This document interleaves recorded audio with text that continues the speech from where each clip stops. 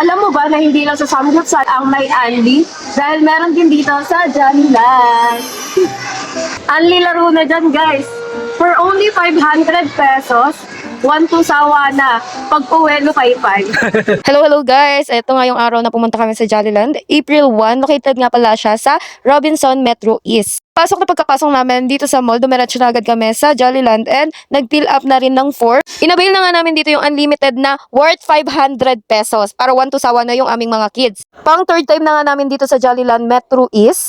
And based dun sa mga napuntahan na namin, napakaganda niya dahil napakalaki. After nga nun, kumain na muna din kami para pagpasok namin tuloy-tuloy na hindi muna kami lalabas. Dahil bawal nga po kumain sa loob ng Jollyland. Dahil nga bawal magpasok ng pagkain sa loob, pero pwede naman kayo lumabas at pasok. Basta ibibigay nyo lang yung card pass nyo. At kung may gamit po kayong dala, pwede din kayo gumamit dito ng kanilang locker and very secure dahil meron siyang face recognition. And eto, naglagay na rin tayo ng medyas ng kids. Ayan, maganda po makapag-bound din kayo ng medyas. Unang sinubukan nga nila dito yung pa-arcade.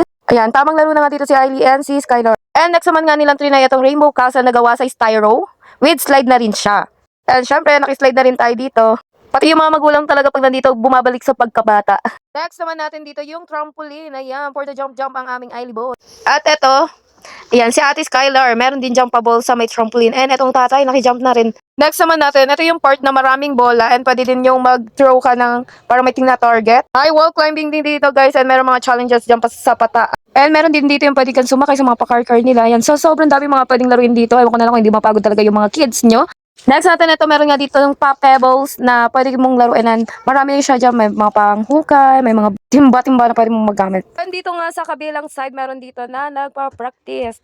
Kasi meron dito na may time na sasayaw yung mga staff ng Jollyland and meron din silang program na papasayawin yung mga kids. Napaka-brave and strong nga neto ni Ailey Boy and trinay niya tong wall climbing. Hindi talaga siya tumigil hanggat hindi niya nararating yung taas. Grabe talaga siya dito. In the age of 2, grabe talaga yung pagpupursige niya na ma-reach niya yung top.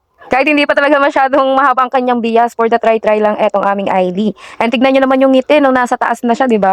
After nga niyan, lumabas muna kami and sinurrender muna namin itong aming gate pass. Pag surrender nga niyo, bibigyan na kayo ng number para yun yung ibibigay nyo pag papasok po ulit kayo. And sinubukan ko na nga rin dito yung mga pa-challenge. Ayan, pwede yan for adult. Kakalaro nga na itong bata, meron nabutasan ng medyas. Ay, Ate Skylar nga pala yan.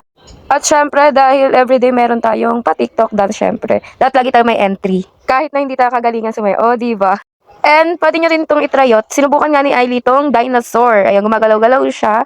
Next naman namin nilaro itong paday. Sabi nga ni Papa namin, kung mahulaan, ayan, guess number, kung tama ka, may pa-ice cream.